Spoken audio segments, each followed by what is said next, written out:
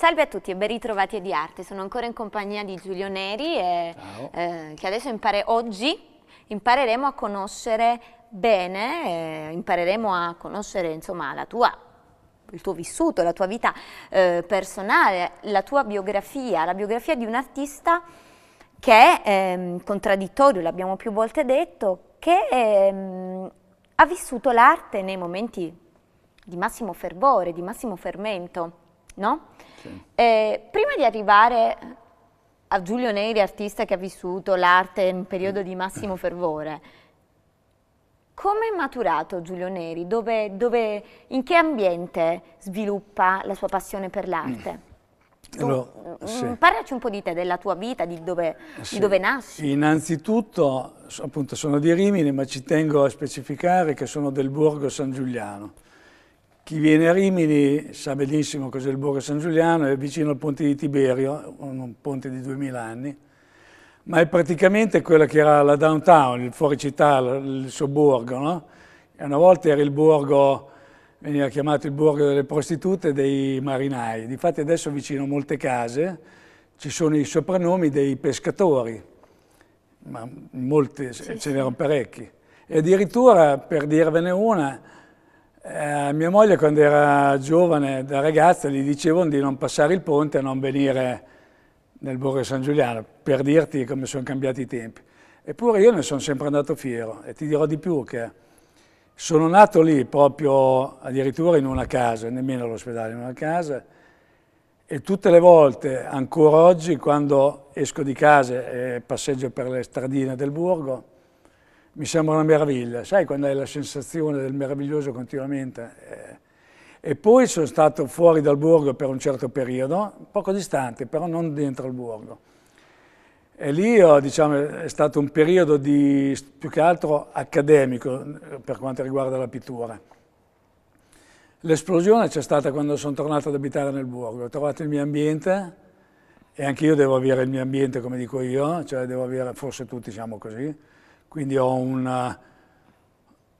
chiamiamolo studio, garage, cantina, tutto quello che volete, ma è dove io posso fare quello che mi pare.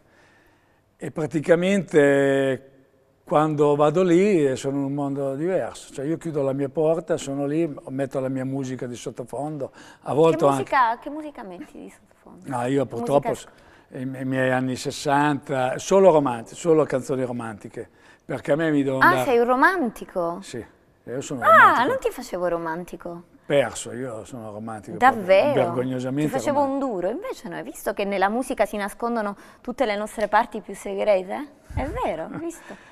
È vero, effettivamente, ma sai, il discorso di sembrare il duro, questo me l'hanno detto anche altri, è stato proprio l'ambiente dove sono vissuto, è il periodo, perché se non lo eri calpestato. Siccome le prepotenze non le ho mai accettate e non lo sono mai stato, allora assumi un po' degli atteggiamenti, forse per autodifesa, no? Per dare dei segnali, stai attento, non valicare il confine, un pochettino come fanno anche i cani, è così. Senti, allora, hai sempre avuto la passione per l'arte, tu anche da bambino mi dicevi sì, quell'aneddoto. Il discorso, quello più eclatante è stato quello lì, l'ho scoperto in quel giorno dell'esame, però devo dire che la passione l'ho sempre avuta, ma l'ho vissuta, come ti dicevo, a modo mio, cioè con una cocciutaggine. Io sono fatto così, se devo arrivare a un traguardo sono cocciuto, cioè non evito nessun scalino, io faccio sempre le strade più lunghe per dimostrare che se devo dimostrare a me stesso, che sono in gamba, mi carico di tutti i pesi del mondo, cioè cose che ad altri non le farei fare. Cioè ho una specie di autocritica e autopunizione che sembra che io per arrivare debba sempre soffrire. Però alla fine non posso più dire niente, ho provato tutto, ho fatto tutto, ho la coscienza a posto e allora... Certo. E così praticamente l'arte l'ho vissuta tra alti e bassi, perché io non sono uno che si mette lì e sforna per un mese un quadro al giorno, 2 quadri. Io sono capace, io sono capace in un mese di fare 15 quadri e poi di avere 6 mesi su questo non me lo ricordo niente, e me lo dicevi quando ci siamo visti. Come altri periodi li penso proprio e poi quando vado a farli sono già fatti. Cioè, se c'è una cosa che mi colpisce, elaboro, diventa già un quadro, posso tenerla lì anche un mese, quando vado lì è già fatto. Ma il più delle volte tutto nasce dalla casualità, ti ricordi che te l'avevo detto? Infatti, quando ti avevo detto da cosa trae ispirazione, da cosa Io quando non ho il soggetto, che non ho, qualcosa non mi ha colpito, io posso anche prendere, prendiamo quello lì ad esempio, possiamo parlare, sì, certo. Quello sotto, Tuareg, quelle sono colature di smalto. Quello a distanza non si capisce, le figure non sono ben definite, però sono non colature sono di smalto, sono dei studi sul colore bellissimi, perché cioè, bellissimi, approfonditi e risultanze bellissime. Sono spatolature con chiari scuri, li vedi, cioè è stato lavorato questo smalto con spatole, con bastoncino, con le dita, io non ho problemi, con tutto quello che capita. E lì dopo quella figura era diciamo comparsa, vaga in mezzo, dietro vedi che sembrano montagne, sì. Ecco. Ha una storia, ha un contenuto questo quadro. Sì, questa qui dopo mi ha ispirato perché sulla sinistra si vede come una bandiera rossa in mezzo al rosso. E a destra questo Tuareg che poi l'ho modellato un po' meglio, l'ho messo, vedi, ho fatto saltare fuori questa specie di corpettino scuro sulle spalle, il fucile, che dà più l'impressione. Quello che sembra un fucile effettivamente è capovolto, perché doveva essere rivoltato così. Infatti. Sì, però io lì l'ho lasciato al caso, mi stava bene perché doveva dare l'impressione e non aveva bisogno di essere un fucile. Quindi è stata una figura che è nata per caso quella? Per caso cioè, non avevi pensato, cioè, quando sei andata a realizzare questa cosa, non avevi in testa il contenuto? No. È di stata questa la materia tavola che mi ha ispirato. Io faccio così. Bellissimo. Io prendo la materia, la semino, la getto, faccio tutto quanto e mi ispira sempre. Poi scarto le cose che non mi interessano e perfeziono quelle che mi interessano. Non è che mi faccio usare la materia come fa qualcuno, butta lì. Adesso prendiamo Pollock ad esempio, è stato geniale, a me piacciono un sacco le sue cose, però Pollock punto e basta. Se arriva Neri Giulio e fa il dripping con che cos'è? Dico, ci prendiamo in giro. Quanti ce ne sono che fanno così? E poi ci sono i famosi addetti ai lavori, io li chiamo corrotti perché si fanno pagare, non mi interessa, io lo dico. Corrotti che dicono, quello, il nuovo Pollock, il nuovo, cosa stiamo dicendo? Quella è una brutta copia, perché il resto sono solo brutte copie. E allora anche in questo caso io ho fatto a modo mio, non ho fatto come altri, ho fatto a modo mio. Poi se guardiamo quello sopra, addirittura sono colle quelle sopra, non sono più smalti. Sebbene il colore è diluito con la colla? No, lì è proprio colla colorata, delle colle nere, colorata. Sono quelle colle che... Hai mai visto quelle pistole con quei bastoncini di colla? Certo. Che ci sono di vari colori, io le ho cercate, c'era il rosso, il nero, il bianco, l'ambra. E allora lì... che avessi mischiato il colore con la colla? No, sono colori puri e praticamente io invece... Ho sciolto queste colle, ho cominciato a prendere ispirazione dalla forma e lì mi è venuta l'ispirazione così. L'ho intitolata Tango, però se tu guardi è la donna che fa il casquet all'uomo e l'uomo è nudo ed è morto. Quindi è la deposizione della Madonna su Cristo, capito? Quello è una figura di un uomo praticamente che è nudo e sarebbe morto. Io non so se, ecco si vede, è bellissimo. Vedi, praticamente è la deposizione, se tu lo guardi sembra più una mamma o una moglie che appoggia il cadavere così. E quanto, però quello devo dire grazie alla materia che mi ha ispirato, è stato semplice. Cioè questo è venuto fuori casualmente questo disegno, Giulio? In parte. In parte casualmente, poi tu l'hai portato nella direzione che volevi. Sì, quando io ho visto la figura di lei in una posizione così che mi è sembrata... Ti ha ispirato, allora c'è l'ispirazione. Allora dopo il corpo l'ho un po' lavorato di lui. Quindi l'ispirazione che viene dalla materia principalmente. Noi siamo materia e la materia ci ispira e noi ispiriamo la materia. Siamo un tutt'uno, è indiscutibile. Io credo nell'universo, questa è la mia religione.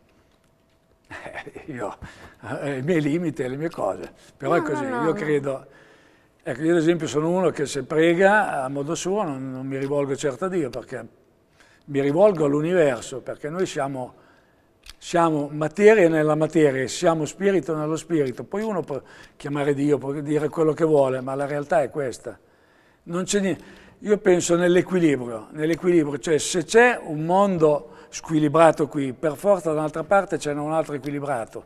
Se non ce n'è uno equilibrato, ce n'è uno mezzo equilibrato e poi un altro mezzo, ci devono tornare i conti, perché l'universo continui ad espandersi a questa velocità. come credo, addirittura venivo preso per pazzi, a 13 anni già insistevo nel dire che non c'era un mondo oltre al nostro, ma migliaia, perché solo il concetto di dire che è infinito, io dico se tu mi insegni che è infinito, come puoi pensare? È come dire che un granello di sabbia è unico. Aspetta, di cosa parli? Della vita? Parlo dell'universo, cioè quando si della dà vita altri soltanto mondi sulla Terra. oltre alla Terra. Ecco, quindi queste cose qui io ho sempre creduto, poi adesso il 99% degli scienziati le confermano. Certo. Però 30 anni fa io ero pazzo, perché quando sei più avanti con le vedute, in questa società sei pazzo. Sei però fuori. meglio pazzo che deficiente. Io dico, certo. sei pazzo può essere un assolutamente. Assolutamente. Però queste cose hanno influito il mio modo di lavorare. È vero, per quello dico, quando si conosce un artista e si conosce il suo vissuto, l'ambiente in cui si è formato, l'ambiente che l'ha stimolato, o peggio l'ambiente che non l'ha stimolato, come il caso di una società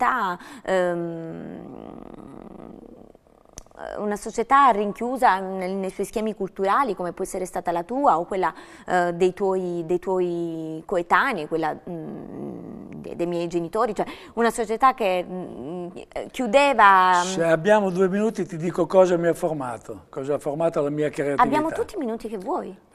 Allora, io siccome ho fatto autopsicanalisi, ho cercato di capire il mio comportamento, il perché, il per come. Questa creatività, che è fuori dal normale, perché fin da piccolo l'ho dovuto usare, è stata perché io a 3 anni ero in un collegio femminile di bambine più grandi di me, quindi ero sempre da solo. Tu eri in un collegio femminile, maschietto? Sì, io avevo 3 anni, quindi mi avevo messo insieme a delle bambine di 5 anni, che naturalmente giocavano tra di loro. E quindi io mi inventavo i giochi. Poi dopo, all'età di 6 anni, di 7 anni, sono stato ricoverato 13 mesi in un ospedale a Cortina. Per quale motivo? Un problema alla gamba, che sono stato fortunatissimo perché sono uno dei pochi che è stato miracolato, però in quei 13 mesi io fantasticavo. Quando sono tornato a casa, mi hanno dovuto tenere 2 anni in casa per la gamba perché non ci fossero traumi, io avevo un cortile, per me era il mondo, io fantasticavo, creavo, giocavo, facevo. Quindi la fantasia mi ha accompagnato tutta la vita e io ho sempre detto nessuno uccide il bambino che c'è in me perché c'è ancora. E questa è la forza io quando faccio quelle cose... della tua arte. Esatto. È un dono, diciamo che questo dono che abbiamo tutti, io ho avuto...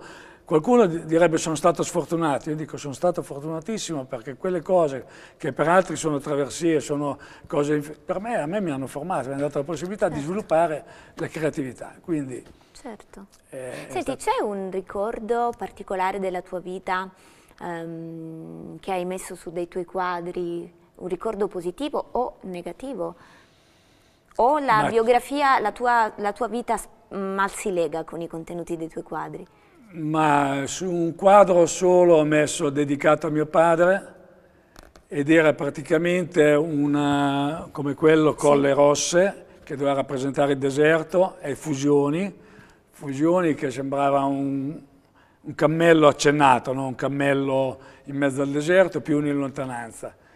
E quello è dedicato a mio padre perché erano i suoi racconti di quando aveva fatto 7 anni di guerra, che mi raccontava che aveva attraversato il deserto e che addirittura ha sofferto le pene dell'inferno. Insomma, allora io l'ho immaginato non un deserto color ocra, ma rosso infuocato, come poteva essere per questi prigionieri che ardevano dalla sete, no? E questo cammello che è quasi mezzo cadente, anche lui distrutto dal caldo. Ecco, quello, quando è venuto fuori i primi accenni della fusione, che c'è stato un accenno di cammello e mi ha portato indietro ai ricordi e ai racconti di mio padre, il resto è venuto così. Poi in altre cose, su un osso di seppia, ricordo dell'unica nonna che ho avuto, Amelia, che è incisa così perché mi ricordo questa grande treccia così, quindi l'ho intitolata Amelia. Però diciamo che comunque c'è sempre un qualcosa dentro i quadri, quando sono tuoi c'è sempre inconsapevolmente. Sì. Quando sono tuoi per forza c'è qualcosa di tuo, che sia spirituale, che sia materico, che siano ricordi, c'è sempre. Tu hai studiato, hai frequentato l'accademia? No. Ti sei formato da autodidatta? Mi sono formato da autodidatta perché quella volta, quando ti dicevo delle medie, quel professore nemmeno parlava della, io ti giuro, io non sapevo nemmeno che c'era Non ti ha l'Accademia. stimolato. Senti, torniamo su questo argomento la prossima volta, perché mi dici come si dovrebbe relazionare un giovane oggi all'arte, ma non oggi perché è finito il tempo, ovviamente. Vola, ovviamente. vola. Quindi ti saluto anche il nostro pubblico a casa, mi raccomando domani seguiteci con Giulio Neri, sempre qui a Di Arte. Ciao a tutti.